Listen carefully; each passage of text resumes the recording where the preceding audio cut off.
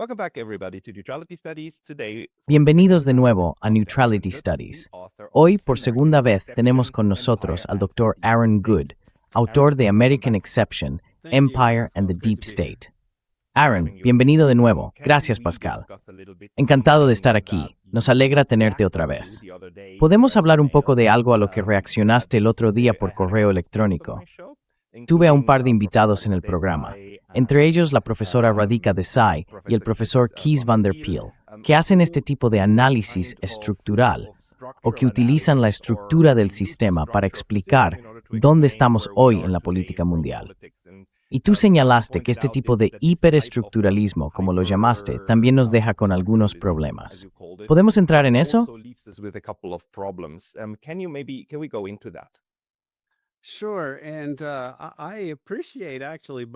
Claro, y de hecho, agradezco a los dos comentaristas que habéis tenido, a estos dos académicos, Radhika Desai y Kees van der Pijl, si pronuncio bien su nombre, pero tendría desacuerdos con ambos.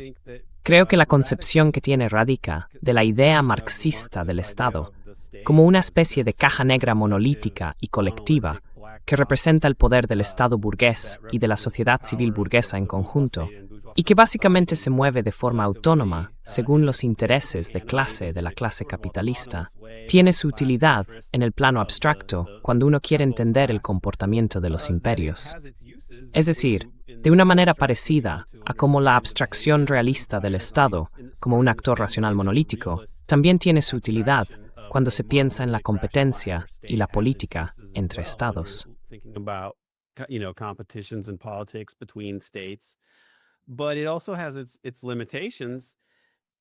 Pero también tiene sus limitaciones. Y como señalaste en la entrevista, gente como Mearsheimer es un realista, pero se aparta de esa convención realista que concibe al Estado como un actor unitario, como una especie de caja negra monolítica, para intentar entender por qué Estados Unidos no actúa de una forma realista. Es decir, ¿por qué no persigue sus intereses de manera racional? ¿Por qué ha seguido políticas que han sido perjudiciales para su objetivo de mantener la hegemonía? Y por tanto, Mearsheimer se da cuenta de que esas convenciones del realismo no le sirven para explicar esto.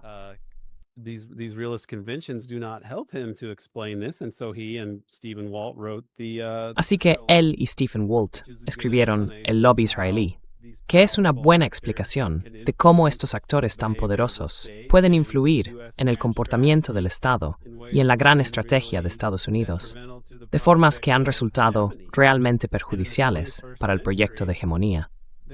Y en el siglo XXI ha sido prácticamente sin interrupción una sucesión de guerras desastrosas que ya se habían planteado a mediados de los 90, más o menos siguiendo la lógica del informe Clean Break, que fue encargado por Bibi Netanyahu y redactado por personas como Richard Perle, Paul Wolfowitz y David Wurmser, super neoconservadores, los que acabarían siendo los neocon.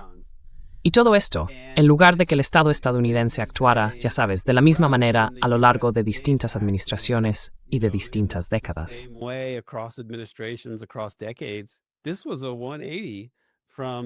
Esto fue un giro de 180 grados respecto a la administración anterior.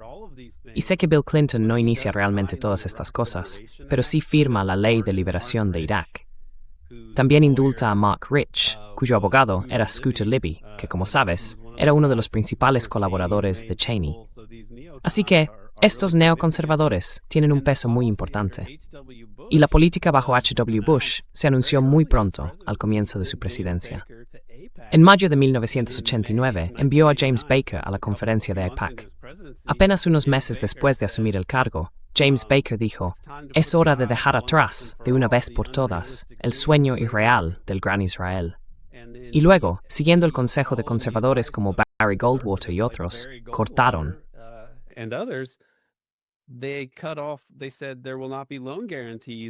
Dijeron que no se concederían garantías de préstamos a Israel, a menos que aceptaran entrar en negociaciones sobre un Estado palestino. Y Reagan, cuando ya estaba saliendo del cargo, ya sabes, el otro presidente ya había sido elegido, H.W. Bush, una de sus últimas decisiones en el cargo, si no la última, fue reconocer a la OLP. Y eso se hizo con una gran oposición por parte del lobby sionista, que decía, no, no podéis negociar con ellos porque son terroristas. Pero claro, ahora sabemos que no quieren negociar con nadie, matan a quienes intentan negociar. Así que eso es muy dudoso. Pero se entiende por qué no querían que Reagan reconociera a la OLP. Porque no quieren, claro. There to be any chance for the creation of a Palestinian state. They're obsessed with this. So we can talk about how the two-state solution is dead and it's not feasible and it's just a distraction to kick the can down the road. But there were people who were actually pursuing it, and there were Zionists who were deathly afraid of it, apparently. And so there's a 180 in the way that the state... Así que hay un giro de 180 grados en la forma en que actúa el Estado, en la política de Estados Unidos, que realmente se consolida con el 11 de septiembre y da inicio a dos décadas y media de guerras que siguen el guión de Clean Break. Pero hay que poder analizar, bueno, no hay que hacerlo, pero a mí me interesaría explicar cómo se pasa de George H.W. Bush diciendo no a un gran Israel, a que el informe Clean Break se convierta en ortodoxia en solo unos pocos años. Y si uno quiere intentar explicar esa cuestión, si cree que merece la pena buscar una respuesta, la idea realista, o incluso la idea marxista occidental radical del Estado, como un actor monolítico y unitario, resulta insuficiente. Por eso existen otras tradiciones que intentan entender el comportamiento del Estado desde otra perspectiva.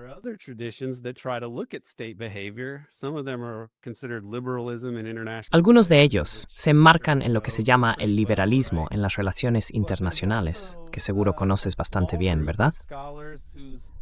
Pero también hay un pequeño grupo de académicos cuyas ideas políticas están a la izquierda del centro, aunque no todos piensan igual. Gente como C. Wright Mills. C. Wright Mills escribió que existen dos tradiciones defectuosas, dos tipos ideales en la filosofía de la historia.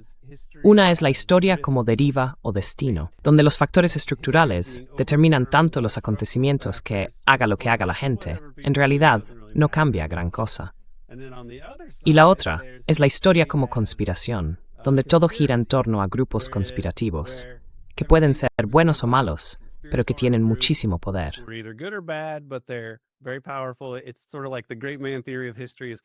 Es un poco como la teoría del gran hombre en la historia, que también encaja con esto. Pero aquí hablamos de la idea de la agencia, de los grupos y de los conspiradores que quizá pueden influir en la historia a través de su propia acción humana. Así que, en cierto modo, esto plantea una cuestión entre dos tipos ideales de mala historia, que están relacionados con el debate general en las ciencias sociales sobre estructura frente a agencia.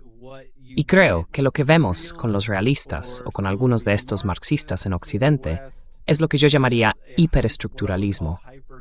Es decir, que todo está, de alguna manera, sobredeterminado por la estructura del sistema, por la estructura de clases. Para los marxistas, es precisamente esa estructura de clases la que sobredetermina el comportamiento del Estado.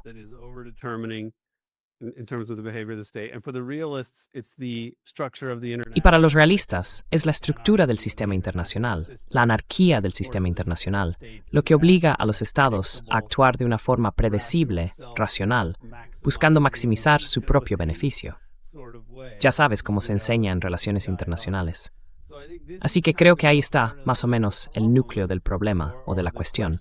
Y en mi opinión, hay que mirar dentro, hay que abrir la caja negra, hay que observar lo que ocurre dentro de la caja negra del régimen, del Estado, si de verdad queremos entender ciertas cuestiones. Porque hay cosas que no se pueden responder si simplemente se ignora toda esta investigación sobre la política en la cúspide del régimen.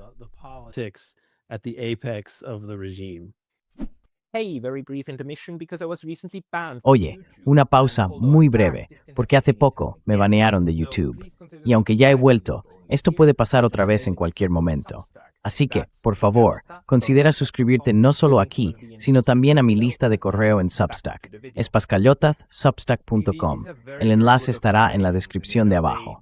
Y ahora, volvamos al video.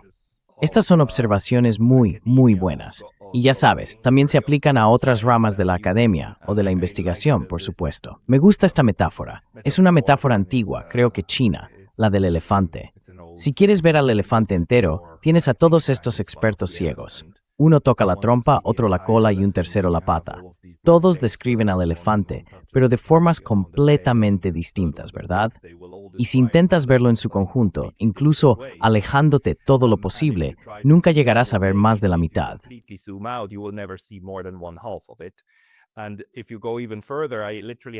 Y si vamos un poco más allá, tengo literalmente colegas que estudian elefantes.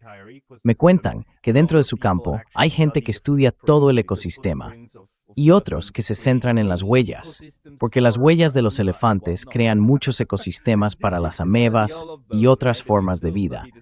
Y puedes estudiar todo eso, ¿verdad? Sigues estudiando fenómenos relacionados. Pero la pregunta que nos hacemos en relaciones internacionales es, claro, ¿cuál de esos enfoques resulta más productivo para ayudarnos a entender lo que está pasando?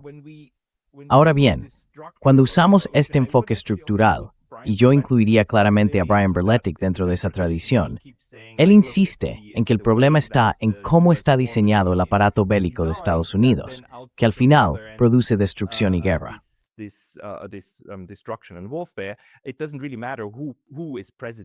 En realidad, no importa quién sea el presidente. Tampoco importa mucho qué tipo de discurso utilicen los demócratas o los republicanos.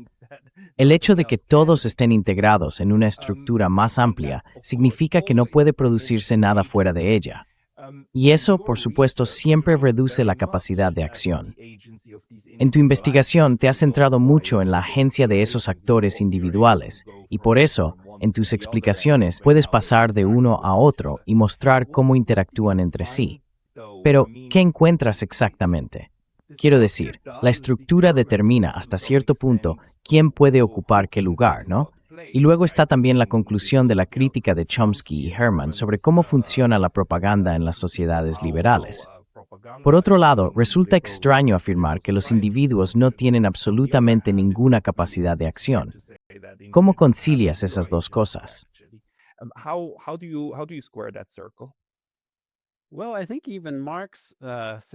Bueno, creo que incluso Marx dijo algo así como que los hombres hacen la historia, pero la historia determina las opciones que tiene el hombre en una circunstancia concreta, ¿verdad? No lo dijo exactamente así, él lo expresó de una forma más ingeniosa, pero esa es básicamente la idea. Ni siquiera Marx era realmente un hiperestructuralista, si te fijas en esa afirmación. Entonces, ¿cómo se determina esto? Creo que implica tener cierta comprensión del contexto sociológico de las élites de la época, del espectro político existente y de qué tipo de intereses podían estar detrás o darles impulso. A mí la presidencia de Kennedy me parece fascinante, porque siguió políticas que tenían antecedentes en la política del buen vecino de Roosevelt o en la idea de Wallace de un siglo del hombre común.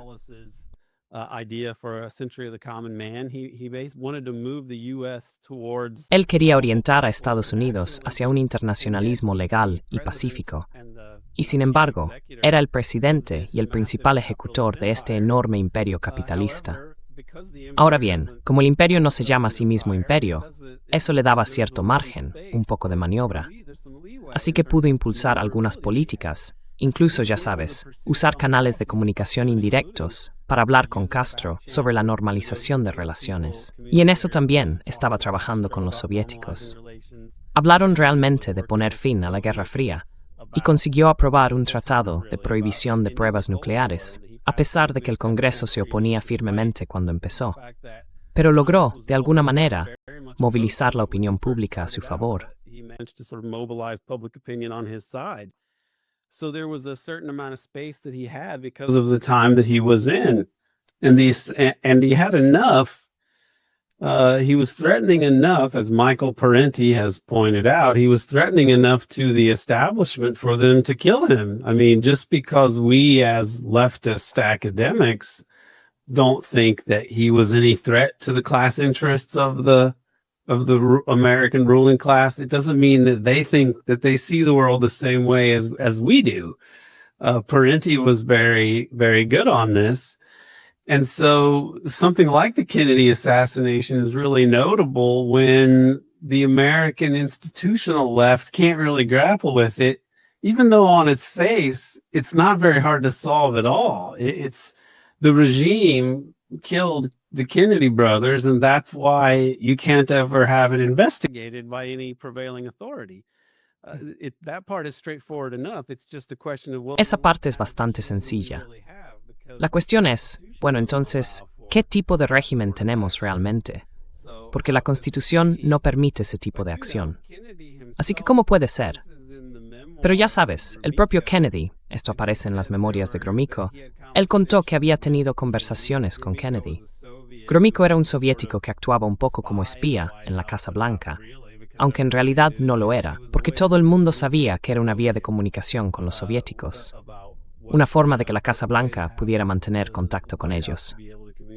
Y escribió en sus memorias que Kennedy le habló de los dos enemigos, los dos principales enemigos, de sus políticas de distensión y de paz con los soviéticos, y sí, de encontrar un modus vivendi.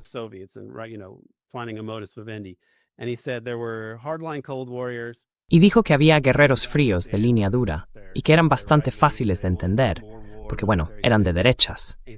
Querían más guerra, más gasto militar, acción anticomunista, donde fuera. Pero luego había otro grupo, de cierta nacionalidad. Y está bastante claro que se refería, pues, a sionistas, o quizá dijo algo como judíos, pero en aquel momento eso venía a ser más o menos lo mismo. Y ahí ya se ve una parte de la sociedad, una parte de la clase dirigente, de la oligarquía que estaba en contra de las políticas reales del presidente de los Estados Unidos. Y Kennedy, cuando lo matan una semana después, envía un emisario, Robert Kennedy lo hace, y Jackie Kennedy. Robert Kennedy does this, and Jackie Kennedy. After the JFK assassination, they sent Después del asesinato de JFK, enviaron a un amigo suyo, William Walton, a Moscú con un mensaje que decía: «Sabemos que no estuvisteis detrás del asesinato. Fueron oponentes internos, y Evija no va a ser un socio para la paz. Pero ya sabes, con el tiempo Robert Kennedy se presentará a la presidencia, y entonces podremos retomar esa búsqueda de la paz».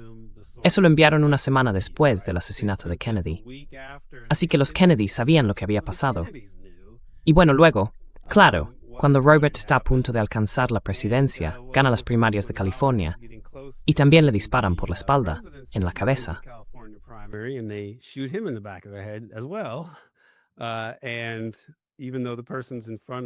Y aunque la persona está delante de él, a unos 2 metros, le disparan por la espalda, en la cabeza, a quemarropa.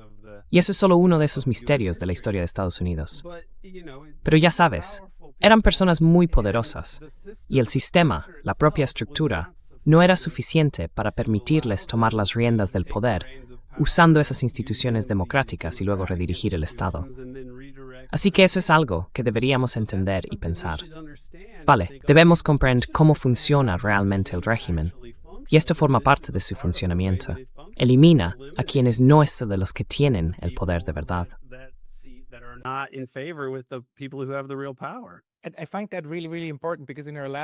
Y eso me parece realmente, pero realmente importante, porque en nuestra última conversación señalaste, con toda la razón, que muchos politólogos estudian cómo funcionan Estados Unidos y los distintos estados según el orden constitucional, y luego miran el poder ejecutivo, el judicial, bla, bla, bla, pero dejan fuera toda la otra parte de la caja negra, que es la estructura de poder no oficial. Algunos todavía se atreven a entrar en el tema del lobby, claro, pero el lobby también tiene un marco legal.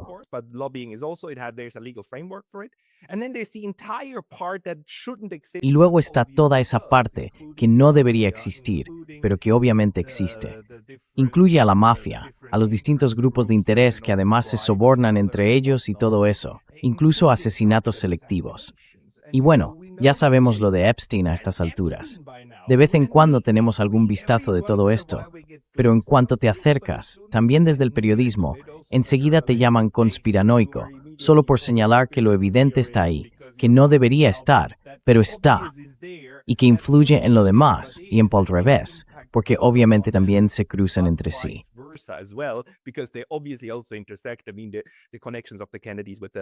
Quiero decir, las conexiones de los Kennedy con la mafia también son un hecho bien documentado. Entonces, ¿cómo deberíamos entender correctamente eso que tú señalas como un régimen? Y por aclararlo, en ciencia política usamos el término régimen o tipo de régimen para comparar las distintas formas en que los estados funcionan y se estructuran.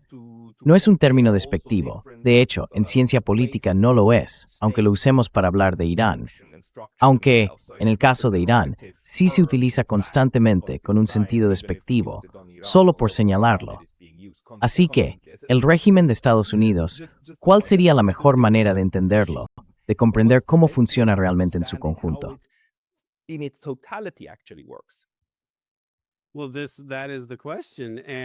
Bueno, esa es la pregunta. En términos de ciencia política, régimen no significa solo el Estado. Se refiere a todas esas instituciones que determinan quién tiene acceso al Estado y al poder del Estado. Así que, en teoría, Estados Unidos es un tipo de régimen democrático.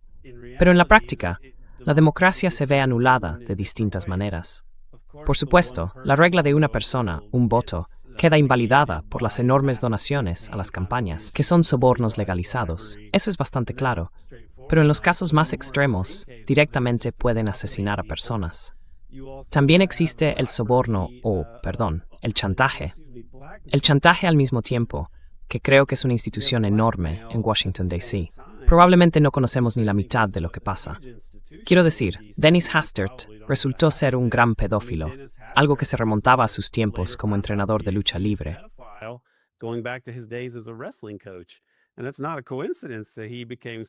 Y no es una casualidad que llegara a ser presidente de la Cámara de Representantes. Verás, según fuentes del FBI, se sabía que estaba siendo sobornado por redes extranjeras, ya sabes, a cambio de mantener relaciones con chicos jóvenes, y que le proporcionaban esos chicos y demás. Así que esto debe de ser, no es que tuviera éxito a pesar de eso.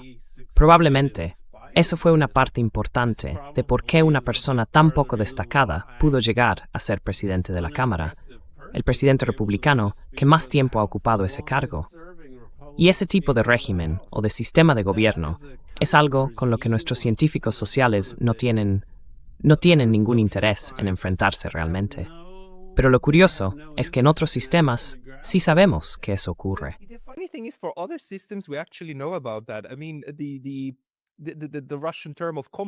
Me refiero al término ruso kompromat, ¿verdad? Tener algo comprometedor, hecho sobre una persona y pruebas que aseguren que quien ocupa un cargo actúe como se supone que debe hacerlo. No quiero decir con esto que todo esté dirigido, como decías antes, por esos 4 o 5 del grupo Rockefeller reunidos en un despacho, pero sí que ese es uno de los mecanismos con los que los grupos y las clases políticas deciden también a quién apoyan, quién debe ocupar el puesto caliente, y todo eso a puerta cerrada.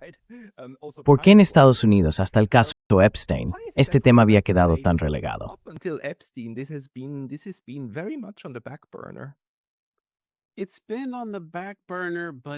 Ha estado en un segundo plano, pero sigue en el subconsciente de Estados Unidos de muchas maneras. Quiero decir, basta con mirar la opinión pública sobre el asesinato de Kennedy.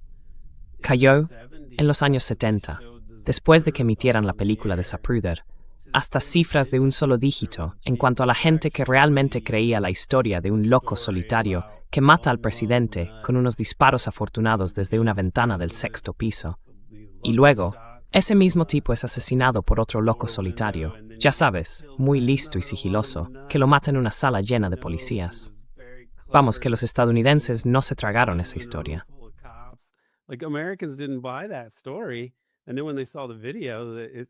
Y luego, cuando vieron el video, que mostraba claramente que a Kennedy le dispararon desde delante, casi nadie se lo creyó. Y aún así, no se puede hablar del tema, porque el régimen simplemente dice hasta aquí, una y otra vez. Hicieron una investigación, una segunda incluso. Pero cuanto más miras esas investigaciones, más raras parecen. Da la impresión de que algunos actores políticos de alto nivel aprovecharon aquello. Quiero decir, mi comprensión actual del asesinato de JFK ha evolucionado hasta pensar que de algún modo tuvo que contar con el respaldo de actores poderosos dentro del propio régimen estadounidense, probablemente el Pentágono o el Estado Mayor Conjunto. and yet they had networks tied to the CIA. Y aún así, tenían redes vinculadas a la CIA, pero no de forma, digamos, oscura o difícil de rastrear. La gente no logra conectar eso con James Angleton, con la parte israelí de la historia, ni con Lansky y el Sindicato Nacional del Crimen. Así que este es un aspecto del asesinato que sigue siendo como un agujero negro. Se sabe que Angleton estuvo implicado, porque eso es bastante evidente. Pero luego están esos vínculos con Israel y con el Sindicato del Crimen que la gente no puede abordar. Incluso cuando se volvió a investigar en los años 70, la persona que dirigía esa investigación lo oscureció todo, echando la culpa a la mafia. Así que la segunda investigación, en los 70, concluyó que probablemente hubo una conspiración.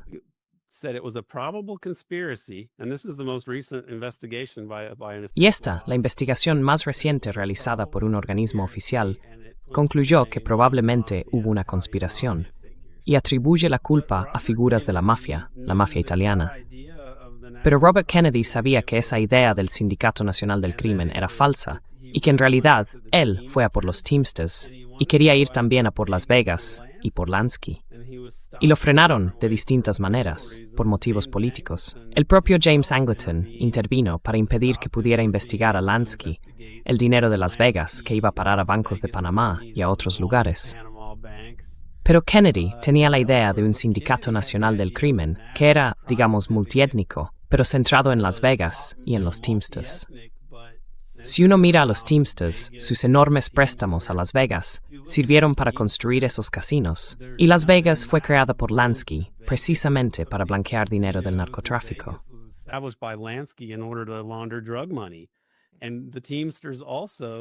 Sí, y los Teamsters también fueron el mayor sindicato comprador de bonos israelíes.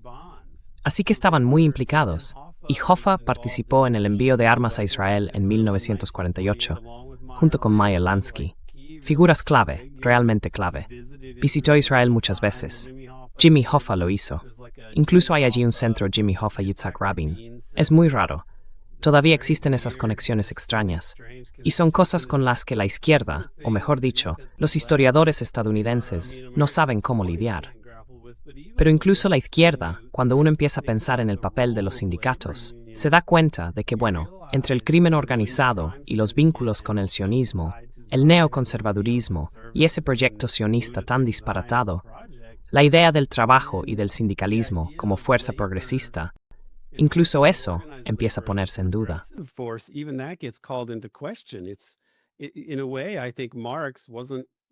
En cierto modo, creo que Marx no fue lo bastante cínico con el capitalismo, si te lo puedes creer.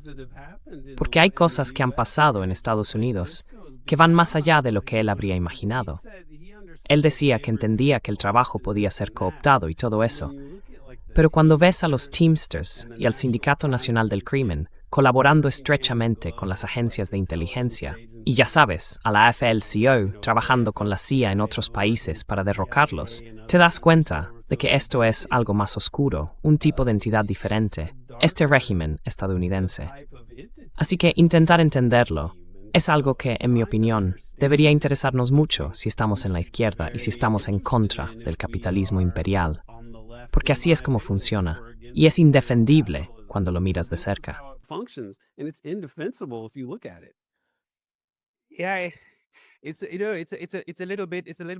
Sí, es un poco como una discusión sobre el tiempo. Y luego alguien dice, mira, tenemos que entender cómo funciona realmente el reloj por dentro para comprender el movimiento de las agujas. Y entonces los estructuralistas responden, no, lo que hay que entender es la naturaleza del tiempo para saber cómo deben moverse las agujas, cómo lo hacen. Pero claro, todo se vuelve tan complejo, tan detallado y tan centrado en las personas, en las acciones, en los eventos, en lo que se decide en cada momento. Y de nuevo, incluso al final de la Segunda Guerra Mundial, tienes esa famosa servilleta, ¿no? En la que Churchill y Stalin básicamente se reparten Europa. Y eso simplemente ocurrió así. Pero al mismo tiempo, por supuesto, estaban también las fuerzas derivadas de cómo se desarrolló la Segunda Guerra Mundial, que hicieron posible que ese momento sucediera y les diera las condiciones estructurales para hacerlo.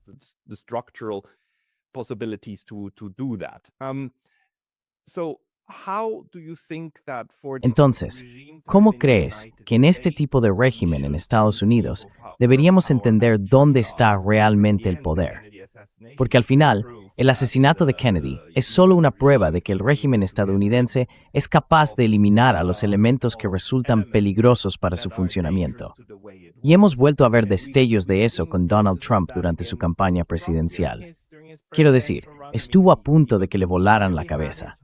Y luego, 2 años más tarde, me da la impresión de que el sistema consiguió alcanzarle de otra forma, hacer que se ajustara a las expectativas del régimen. Porque a estas alturas, básicamente ha dado un giro de 180 grados en toda su agenda de paz. Y era el hombre que dijo que su administración no solo sería recordada por las guerras que terminó, sino también por las guerras en las que nunca entró en su discurso de graduación, lo cual es algo digno de reconocimiento.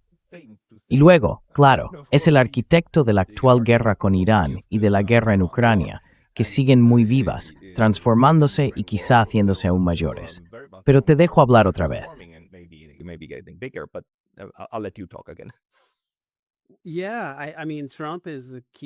Sí, quiero decir, Trump es un caso clave porque se presentó a las elecciones. Y eso demuestra que esas ideas eran populares en un sentido democrático. La idea de no tener guerras eternas, de no ir a la guerra con Irán. Él sigue queriendo el Premio Nobel de la Paz, así que, de alguna manera, está reafirmando la idea de que la paz es mejor que la guerra. Sí, algo que supongo hay que reafirmar de vez en cuando. Pero parece que está todo este episodio de Epstein, y pasaron mucho tiempo juntos. La gente ha visto esa tarjeta de cumpleaños tan absurda. Epstein era conocido por intentar comprometer a personas poderosas, y su mansión y otras propiedades estaban llenas de micrófonos y cámaras. Todo ese tráfico de chicas jóvenes. No es muy difícil entender de qué iba todo eso.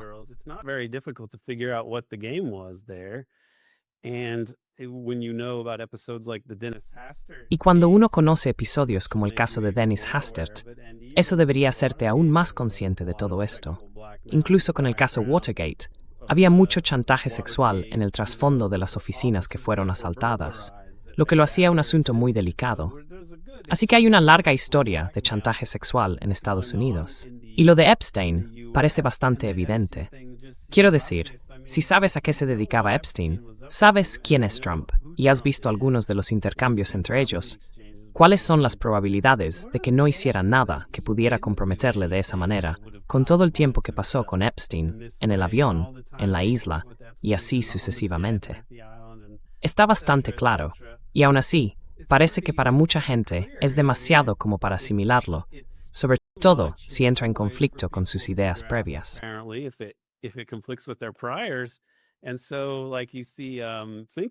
Y entonces, claro, ves a Finkelstein, a quien en general respeto mucho, porque es un académico muy meticuloso, un investigador muy inteligente y todo eso.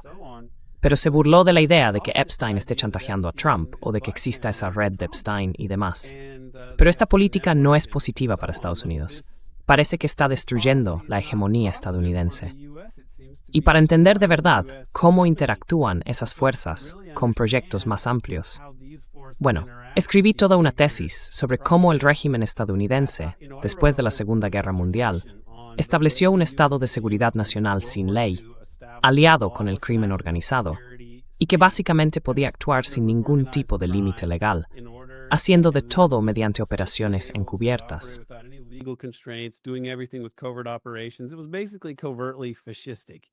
Básicamente, era fascista de forma encubierta. Era capitalismo por encima de todo e imperialismo por encima de todo, pero fingía no serlo, y utilizaba muchas operaciones secretas para ocultarlo. Era una operación bastante siniestra, ya sabes, una empresa con muchos crímenes cometidos en conjunto. Quiero decir, entre 1 y 3 millones de personas en Indonesia, toda la gente que matamos en el sudeste asiático, en el Congo. Millones y millones han muerto en las décadas posteriores a las intervenciones de Estados Unidos allí, en América Latina. Es que ni siquiera se puede empezar a resumir el crimen. Y todo esto son hechos documentados.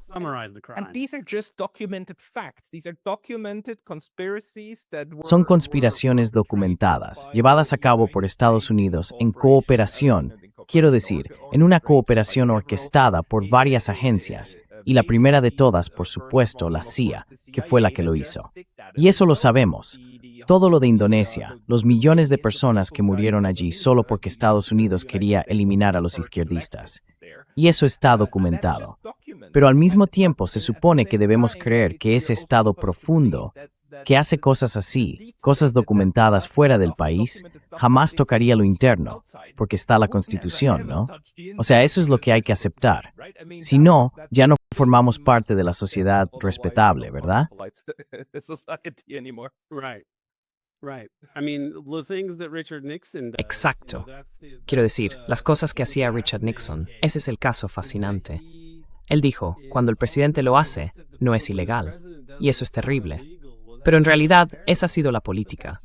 Y las cosas que hizo eran las mismas que venía haciendo el aparato de seguridad nacional. Me refiero al programa COINTELPRO y a todas esas cosas que salieron a la luz.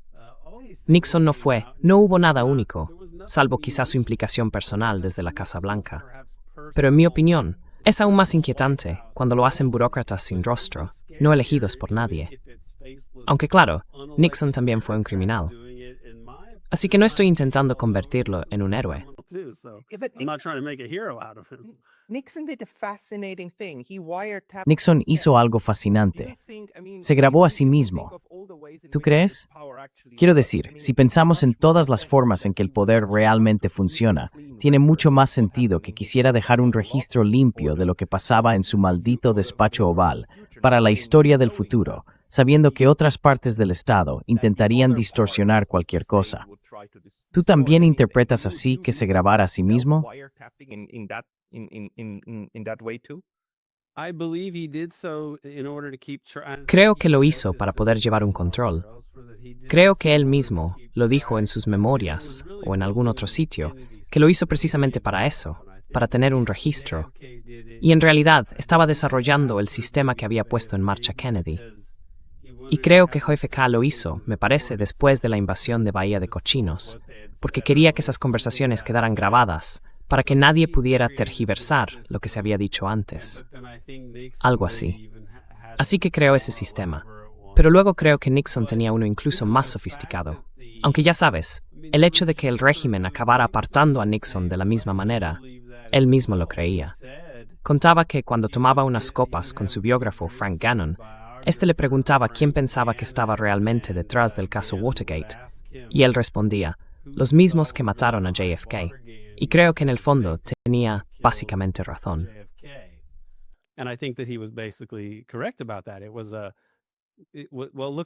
Bueno, mira a Woodward y Bernstein. ¿A quién dijo JFK que consideraba sus dos enemigos? ¿A los halcones de la Guerra Fría y a los sionistas? Pues bien, Woodward y Bernstein, Woodward estaba vinculado a la inteligencia militar.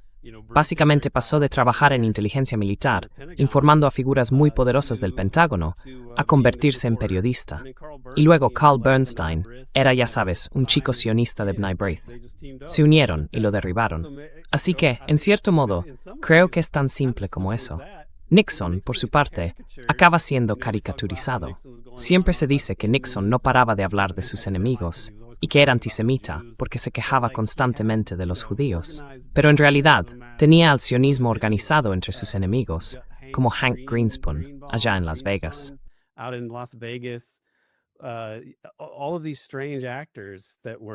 Todos esos personajes tan extraños que eran mormones, como Jack Anderson y no Edward Bennett Williams, aunque también estaba en su lista de enemigos.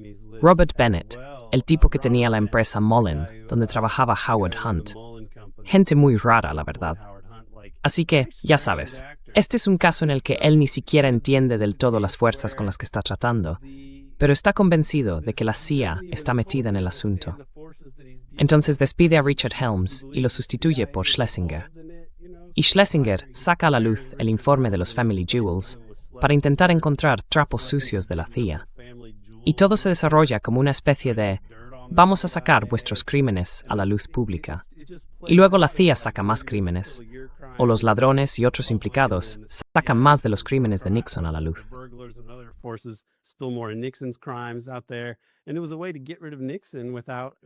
Y fue una forma de deshacerse de Nixon sin matarlo.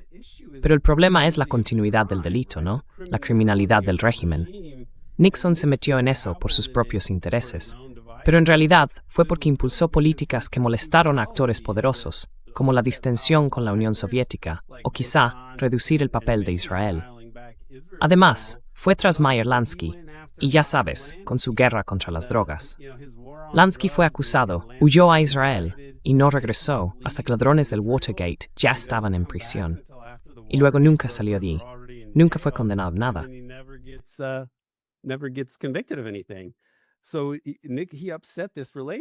Así que él alteró esa relación de la que hablé, sobre cómo la mafia estuvo implicada desde la Operación Underworld durante la Segunda Guerra Mundial. Básicamente, se integraron en las operaciones encubiertas de Estados Unidos. El sindicato de Lansky, el Sindicato Nacional del Crimen.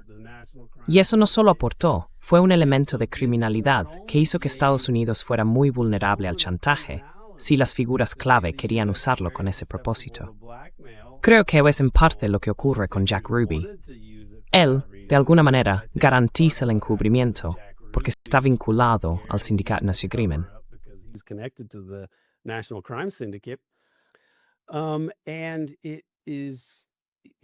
Y eso le da a Israel, en particular.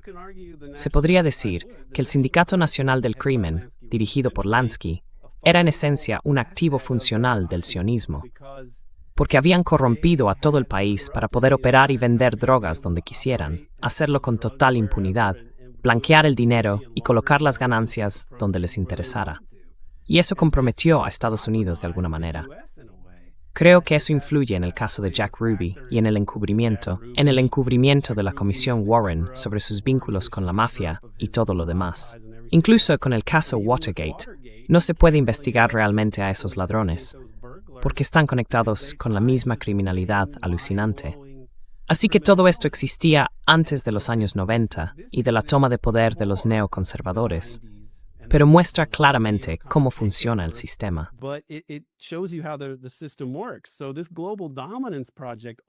Este proyecto de dominación global siempre se ha basado en la criminalidad para imponer una política estadounidense de hegemonía sobre el capitalismo mundial. Pero en los años 90 cambió y empezó a entrelazarse con el sionismo del Gran Israel dentro de ese mismo proyecto de dominación global. Y eso es lo que ha ocurrido hasta hoy. Sí, quieren controlar el petróleo y gestionar el petrodólar. ¿Pero por qué? En el fondo, para dominar el capitalismo, para dominar el mundo. ¿Pero por qué lo han hecho de una forma que coloca a Israel tan en el centro de todo, hasta el punto de que se ha vuelto irreal y está destruyendo el propio proyecto? Esa es la pregunta que me gustaría responder. Y sinceramente, creo que ellos no pueden hacerlo. No, but this is again like where some other No, pero aquí scholars es de nuevo, donde algunos otros académicos intentan tomar más distancia. Y la perspectiva más amplia que se puede tener es probablemente la de personas como Hussein Anan y Manuel Ramos, que sitúan todo el proyecto sionista dentro de la larga duración de las cruzadas. Y dicen básicamente, mira, tenemos casi 1000 años de historia de Occidente intentando reocupar y gobernar las tierras sagradas. Y el sionismo no es más que la manifestación más reciente de eso. Es una línea ideológica continua que se remonta y pasa directamente también por los caballeros templarios. Aquí es donde algunas de estas historias empiezan a entrelazarse de nuevo, cuando se observa, por ejemplo, la relación entre el actual secretario de guerra y los templarios, y así sucesivamente. Y esto no quiere decir que él forme parte de esa conspiración.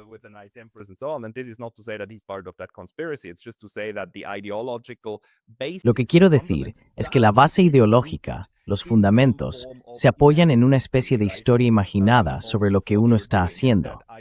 Y esa ideología sí cumple un papel, porque ayuda a coordinar a actores que de otro modo no estarían conectados, desde el secretario de guerra hasta el mafioso de Las Vegas, siempre que compartan el mismo tipo general de ideología. Aunque estén vinculados a cosas distintas, acabarán trabajando hacia el mismo objetivo final. Y ahí es donde los estructuralistas vuelven a intervenir y dicen, mira, son ciertos aspectos de cómo se desarrolla el sistema los que en realidad determinan las acciones de los actores. Y creo que no podemos descartar eso. Pero al mismo tiempo, Tampoco podemos ignorar a los individuos, que son quienes toman las decisiones de apretar el gatillo y disparar a la gente.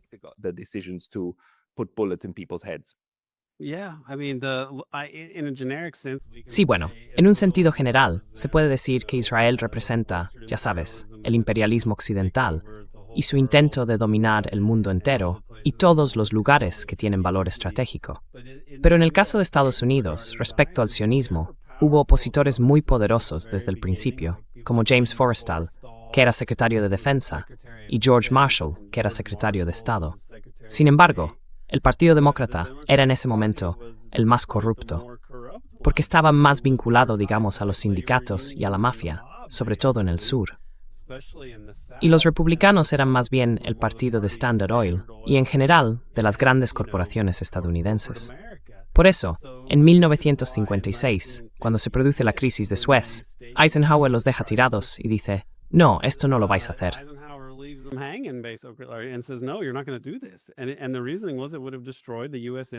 Y la razón era que eso habría destruido la imagen de Estados Unidos en el mundo en desarrollo. Pero todo eso cambia en 1967, porque Johnson se parece a Harry Truman, en que está aún más vinculado al sionismo. Es como una especie de Donald Trump original. Creció en una secta tejana, un poco extraña, casi menos cristiana, algo raro, como una especie de franquicia sionista, por decirlo así. Y tenía a su alrededor a muchos sionistas que le ayudaron a financiarse y a impulsar su carrera, y todo eso. Así que da un giro de 180 grados en 1967. Incluso hay una historia que sale justo en vísperas de la Guerra de los 6 días, sobre los planes de la mafia con la CIA para matar a Castro. Y entonces Johnson hace que la CIA redacte un informe del inspector general confesando su comportamiento criminal y cómo actuaron en contra de lo que quería el presidente Kennedy.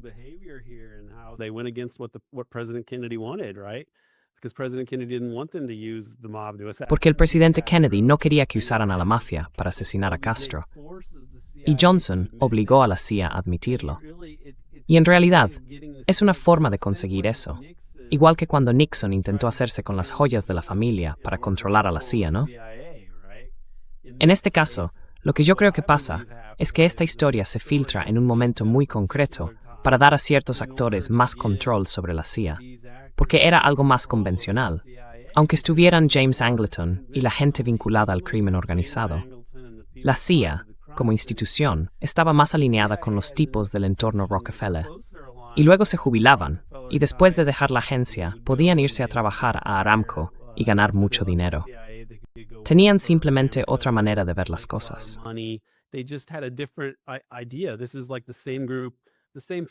Es como el mismo grupo, las mismas fuerzas que estaban detrás de que Eisenhower no apoyara la crisis de Suez. Ya sabes, los villanos de Israel, de Reino Unido y de Francia, ¿no? Son más o menos las mismas fuerzas. Entonces, ¿cómo pasa esto? ¿Qué es lo que cambia? ¿Qué ha cambiado realmente, de forma fundamental, en el interés nacional de Estados Unidos entre Eisenhower y Lyndon Johnson? En realidad, nada. Kennedy tenía una postura totalmente, incluso más contraria al sionismo, aunque nunca habría dicho, estoy en contra del sionismo. Pero intentó frenar su programa nuclear, trató de obligar al Consejo Sionista Americano a registrarse como agente extranjero, quería resolver la crisis de los refugiados y mantenía una buena relación con Nasser. Todo eso, Lyndon Johnson lo revierte por completo. Así que, ¿qué pasa ahí?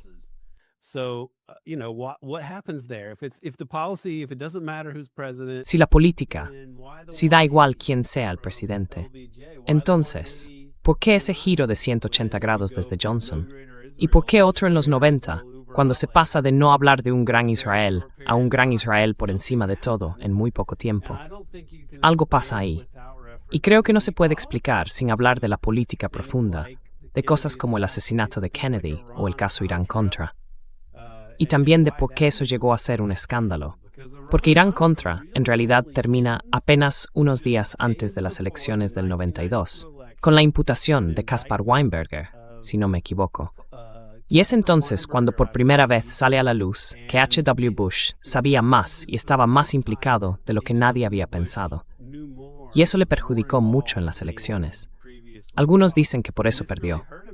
Pero claro, ¿Cómo puede pasar algo así justo unos días antes de las elecciones? How does something like that happen days before the election? What powerful interests in the US ¿Qué intereses poderosos en Estados Unidos habrían querido que eso le pasara a H.W. Bush? O sea, ¿qué cuestión había, qué diferencia entre los dos, que pudiera llevar a algo así, algo tan profundo, un acto político de poder, en el que un funcionario estadounidense sale y acusa, aunque sea de forma indirecta, a un presidente en ejercicio?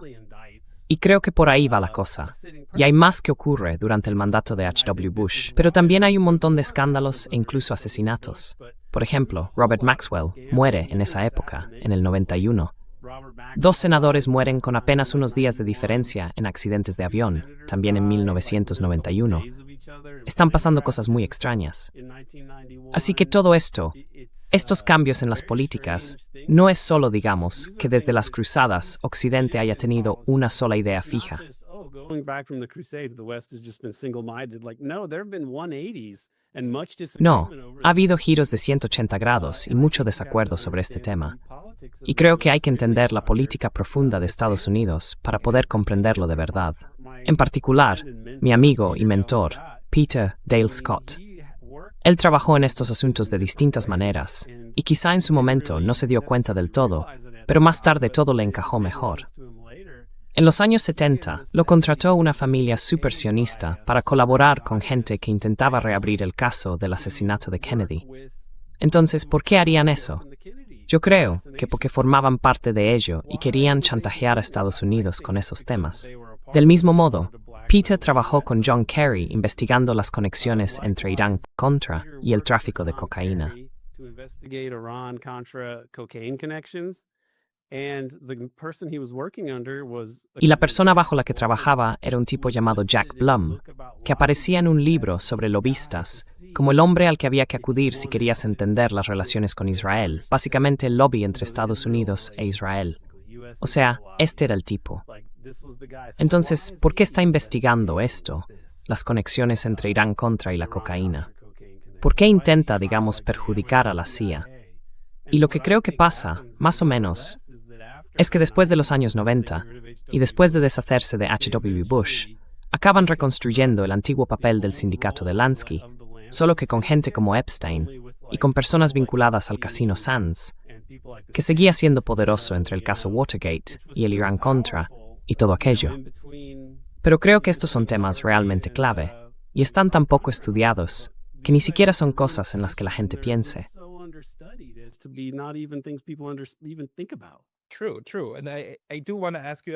Sí, sí. Y quiero preguntarte por tu interpretación de lo que está haciendo Massie en este momento.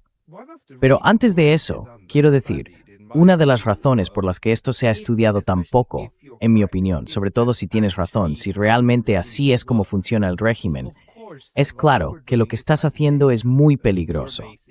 Básicamente te estás poniendo una diana en la frente, porque si tienes razón y llegas demasiado lejos, si profundizas demasiado, bueno, algo tendrán que hacer al respecto. Y ya sabemos cómo son estas cosas. Si pueden deshacerse de presidentes de Estados Unidos, ¿qué no podrían hacer con pequeños investigadores sobre el terreno, verdad?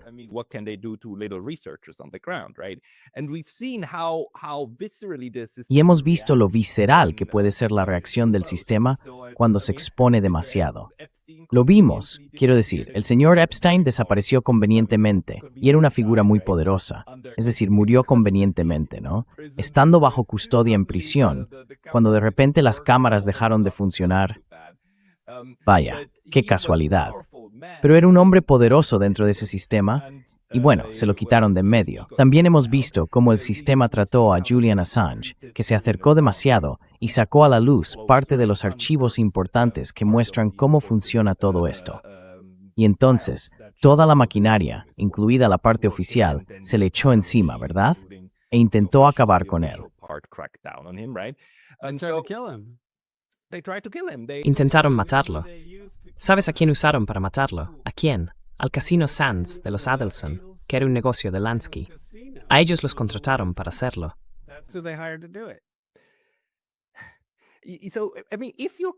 Quiero decir, si tienes razón, te estás metiendo en un lío. Pero si no la tienes y sigues haciendo esto, entonces no eres una amenaza. porque en realidad estás distrayendo en la dirección equivocada, ¿no? Así que es una posición muy complicada en la que estar. It's a very difficult position to be in. Well, let me say this for people who would Bueno, think like, déjame well, decir algo para I quienes don't even piensan, wanna believe no, in no Zion. quiero I creer don't eso. believe that No creo Zionism que el sionismo, as como a fuerza independent independiente o force, poderosa por sí misma, powerful pueda force in influir en la itself gran estrategia del can imperio estadounidense. influence Que esos the grand oligarcas strategy tengan of ese the US poder. empire, right? That Que en the realidad todo oligarchs sea solo Estados have that Unidos, power. el It's really capitalismo just the y todo US, its eso. capitalism and so Bueno, on. en cierto Well, sentido, in a está sense, bien. that's Si todo el fine. mundo If entendiera everybody just simplemente que este understood that, sistema like, imperial, okay, this sin ley, imperial law, capitalista e imperial capitalist imperialista, system tiene must que be cambiar changed, y que debe must be made transformarse en un lugar lawful, legal, democrático, en democratic, donde todo el mundo pueda prosperar. you know, Básicamente, place where una everybody nama can socialista. prosper, basically more socialist, enterprise, and that Zionism should be dismantled because it's Y que el illegitimate. sionismo debería desmantelarse, It really doesn't porque es matter ilegítimo whether desde el how you principio. think we got to En this realidad da igual point, cómo right? creas que hemos llegado hasta aquí, I ¿verdad? think in a sense, Así que pienso que, en cierto modo, si no te interesa entender cómo se ha hecho todo esto, o simplemente no te convence este tipo de argumento, no pasa nada. Siempre que la gente entienda que, básicamente, el régimen estadounidense y el sionismo, ninguno de los dos es defendible de ninguna manera en el año 2026. Y ese debería ser el punto de partida para cualquier persona con un mínimo de moral o de capacidad intelectual.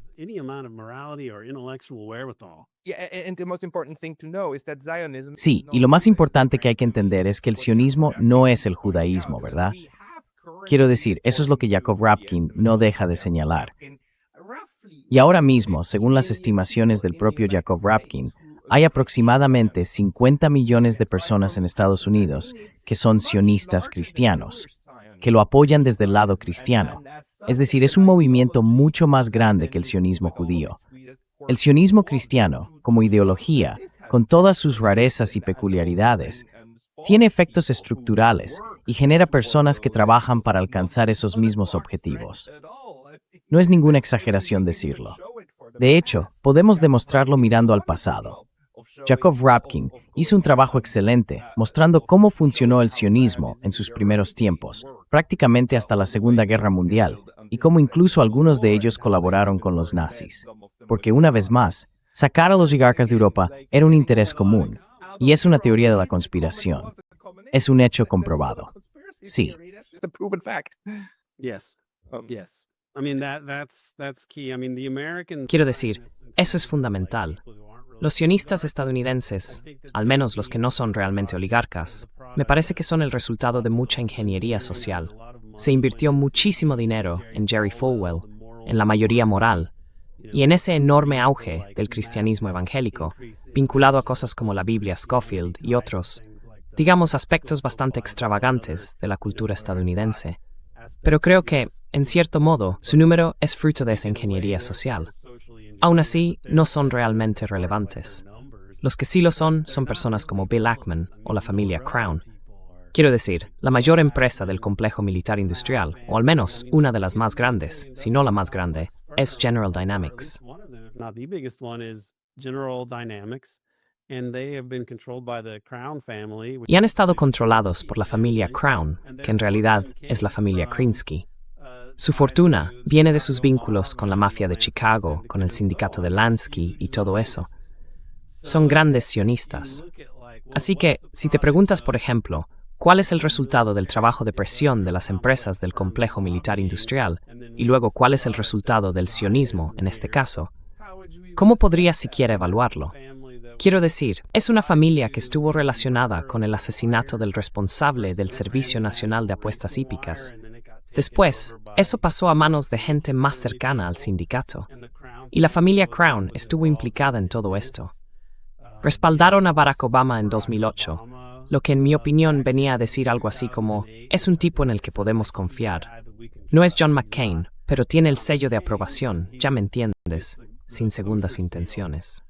No pun intended here. And they also were involved in Y también participaron en la financiación del informe Which Path to Persia, que salió en 2009.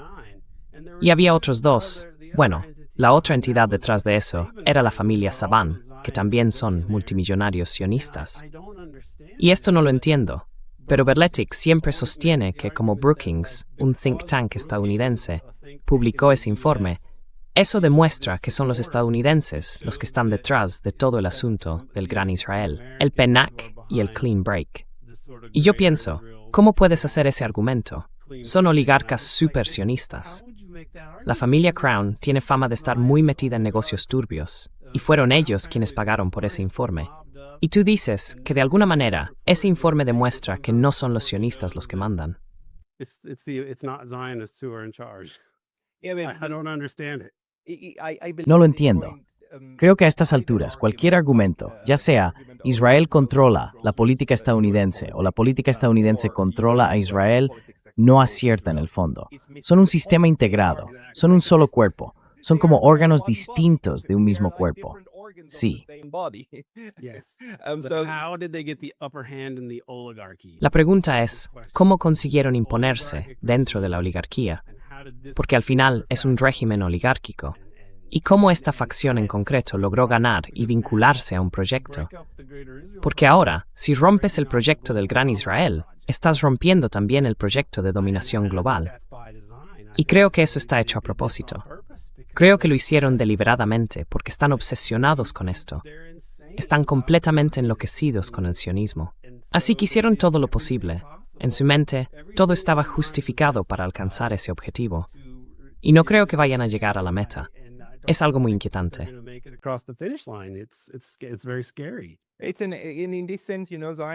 En ese sentido, ya sabes, el sionismo es a la vez un fin y una herramienta para interpretar lo que está ocurriendo. Pero sí, creo que está chocando contra un muro. Y ahí es cuando la gente entra y dice algo así como, mira, esto demuestra que el imperio ya no puede sostenerse más porque está llegando a su límite natural.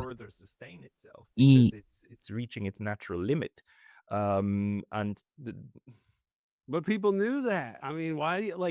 Pero la gente ya lo sabía.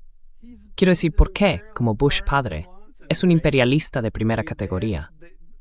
Y Reagan, o sea, ellos realmente, pero Reagan llama, creo que a Begin en aquel momento, y le dice no puedes seguir bombardeando a esta gente en el Líbano.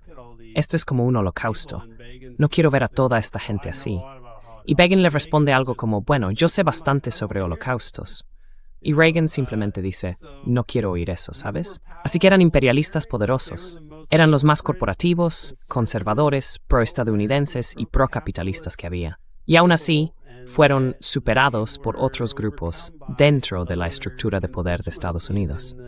Entonces, ¿cómo y por qué? Eso es importante responderlo. Sí. No, estoy de acuerdo. Es importante responder a esto. Es sin duda un tema que hay que debatir. Lo que pasa es que es muy difícil integrarlo todo, porque depende de muchos factores distintos y de tener conocimiento sobre el asunto. Pero tienes toda la razón. Esto hay que hablarlo y discutirlo.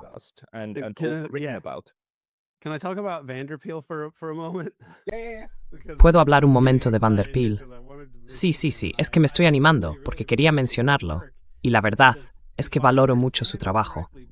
Y si lo he entendido bien, creo que tiene un libro que va a salir sobre el 11 de septiembre e Israel, ¿no? Sí. Y creo que el punto en el que yo discreparía con él, aunque es muy sofisticado y su análisis me parece muy acertado, por lo que entiendo, es que él sostiene que Israel ha tenido ese papel como la parte más de espionaje, digamos, del Estado profundo, a la que se externalizaron muchas cosas para que el sistema funcionara. Y en eso, la verdad, estoy de acuerdo. Creo que es algo fundamental.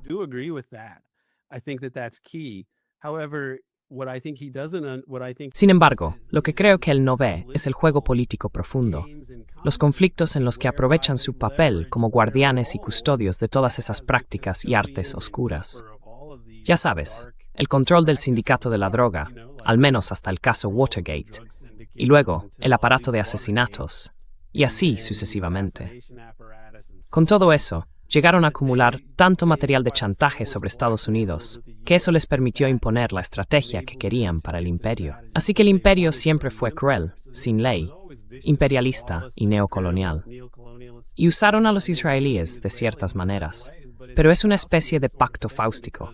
porque cuanto más dependes de las redes sionistas para ser el cuchillo oculto en la oscuridad del capitalismo, para hacer las cosas que hay que hacer, pero de las que no se puede hablar ni admitir abiertamente, más poder de chantaje tienen sobre ti.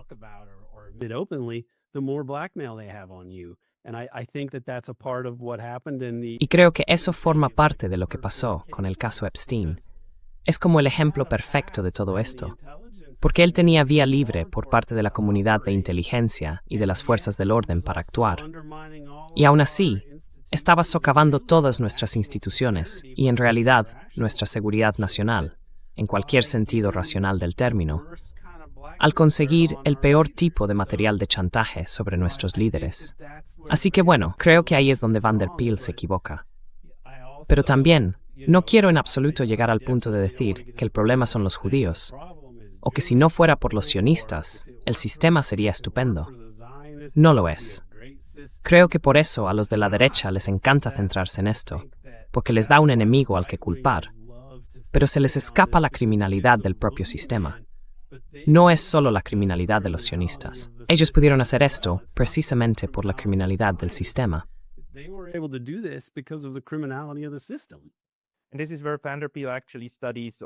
Y aquí es donde Van der Peel realmente investiga, o mejor dicho, su tema principal, su núcleo, es la formación de las élites, es decir, cómo se forman esos grupos y esas redes en primer lugar, y luego cómo van cambiando con el tiempo. Porque también, claro, se mueven según las oportunidades, ¿no? Uno trabaja con lo que tiene. Y a veces ocurre algo que resulta muy desafortunado para ciertas partes de ese entramado. Quiero decir, la exposición del caso Epstein y todo lo que estaba ocurriendo fue muy desafortunada. Y eso llevó claramente a la caída de una parte del grupo, ¿verdad? Epstein, por supuesto, pero también toda la operación vinculada a los Maxwell. Y entonces se produce una reconfiguración del sistema. Creo que él se centra en eso, y tiene mucho sentido, porque así se puede conectar lo estructural con lo individual.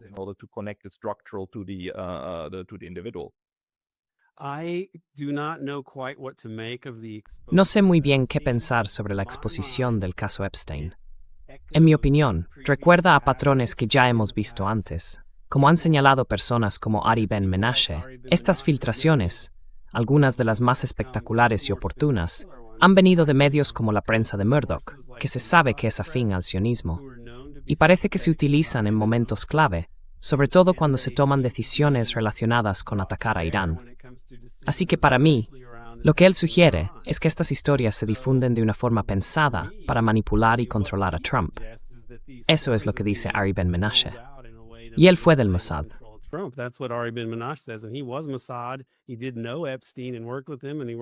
Él sí conocía a Epstein y trabajó con él, y también con Ehud Barak y otros. Así que no es alguien a quien se pueda descartar fácilmente. Pero en mi opinión, esto me recuerda a la historia de Jack Ruby. Jack Ruby estaba en la cárcel y era alguien que garantizaba que el asesinato no pudiera investigarse, porque si se hacía, saldrían a la luz todas esas redes de criminalidad dentro del aparato de seguridad nacional y también en las fuerzas del orden. Y básicamente, se descubriría cómo se pasaba por alto la entrada de enormes cantidades de dinero del narcotráfico en el sistema, dinero que enriquecía a gente de la CIA y a otras élites de Estados Unidos. Y eso habría sido una auténtica catástrofe.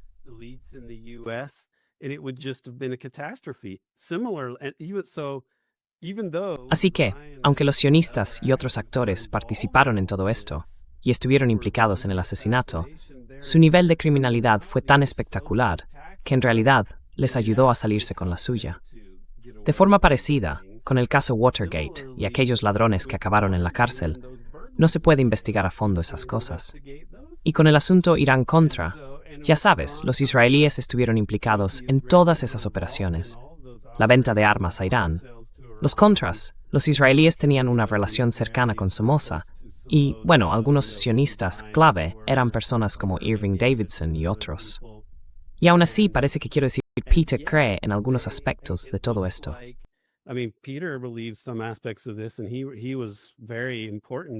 Y él fue muy importante en aquel momento entre los investigadores como Peter Dale Scott, que participaron en destapar todo aquello y en usarlo para perjudicar a Reagan y a Bush.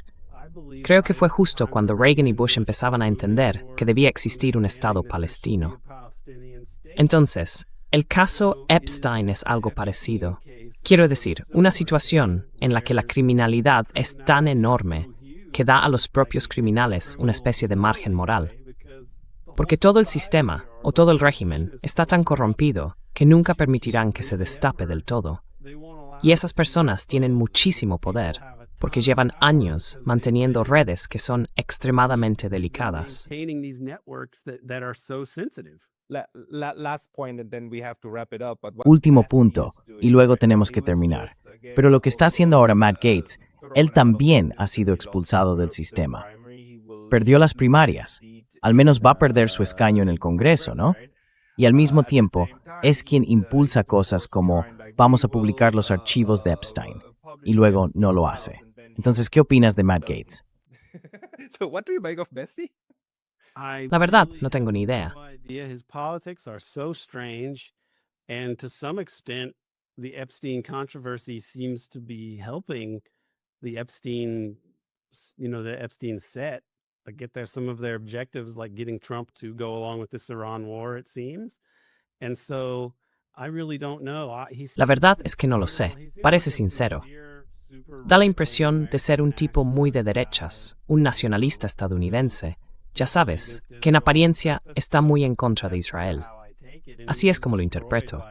Y lo destruyó una cantidad enorme de dinero que se metió en su campaña, lo cual es muy raro para una sola carrera al Congreso.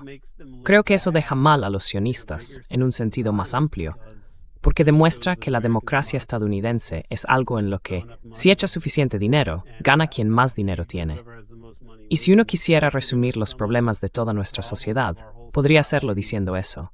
Quien más dinero tiene gana, una y otra vez, y cada vez va a peor. Me parece una descripción bastante acertada. Y la derrota de Matt Gaetz parece confirmar esa regla una vez más. His defeat seems to prove that rule again.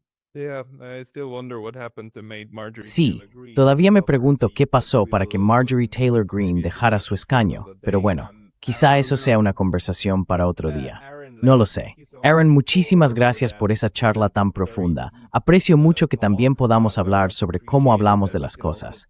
Quienes quieran encontrar tu libro, que busquen en Google American Exception, Empire and the Deep State. ¿Dónde más pueden ir para conocer tu trabajo? State, where else should they go to find your work? The American Exception podcast on Patreon. El podcast The American Exception en Patreon es la forma en que puedo mantenerme. Ahora tenemos unos 300 episodios, más o menos, sobre muchos temas distintos. En algunos hacemos análisis bastante profundos, así que animaría a la gente a echarle un vistazo si les interesan los podcasts y este tipo de contenido, que la verdad se comenta muy poco entre los académicos de izquierdas, por así decirlo. Así que, bueno, te agradezco mucho que me hayas dado la oportunidad de hablar de todo esto, porque son temas en los que pienso constantemente y me alegra poder llegar a tu audiencia. I ponder them all the time, and it's good to be able to reach your audience. The good thing is we actually do. Y lo bueno es que en realidad lo hacemos. Igual que cualquiera que esté escuchando esto, también lo reflexiona y ayuda a hacerlo juntos, porque en algún momento quizá lleguemos a algo. Así que, todo el mundo, el podcast American Exception, id, escuchadlo y suscribíos también. Apoyad a Aaron Good y a la investigación y el periodismo independientes. Aaron Good, muchísimas gracias por tu tiempo hoy. Aaron Good, thank you so much for your time today. Gracias.